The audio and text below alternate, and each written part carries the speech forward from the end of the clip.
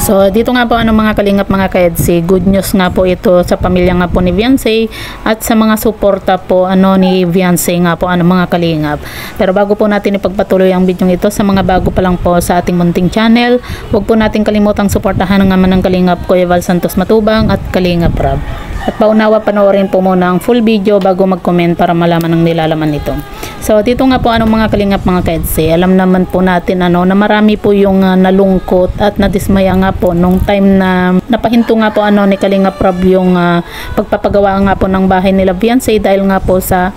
kinapos nga po yung budget, kasi nga po inuna po muna ni Kalingap Rab nga po yung ibang pabahay nga po, kagaya na lang po ng bahay nga po ng magkapatid nga po na Christian, kasi syempre 'di ba kumbaga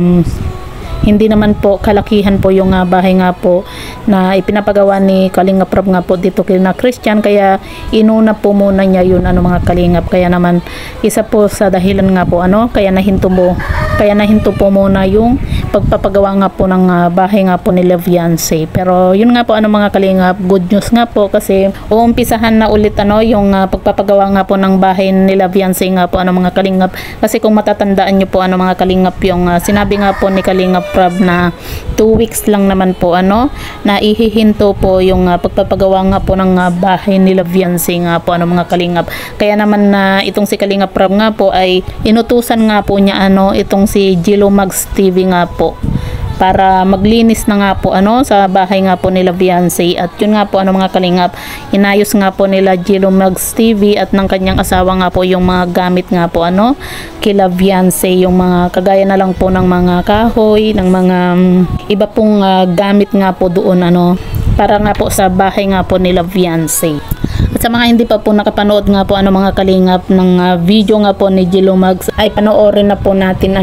dahil nga po pumunta po sila doon kasi inutusan nga po sila ni Kalingap Rab para maglinis at ayusin po yung mga iba pong gamit nga po doon mga kalingap. Kaya naman po sa mga nag-aabang nga po ng update nga po sa pabahay nga po nila Viancy, lalo na po sa mga supporter po ng EDC or ni Viancy nga po mga kalingap, ay ito na po good news na po ito dahil nga po sa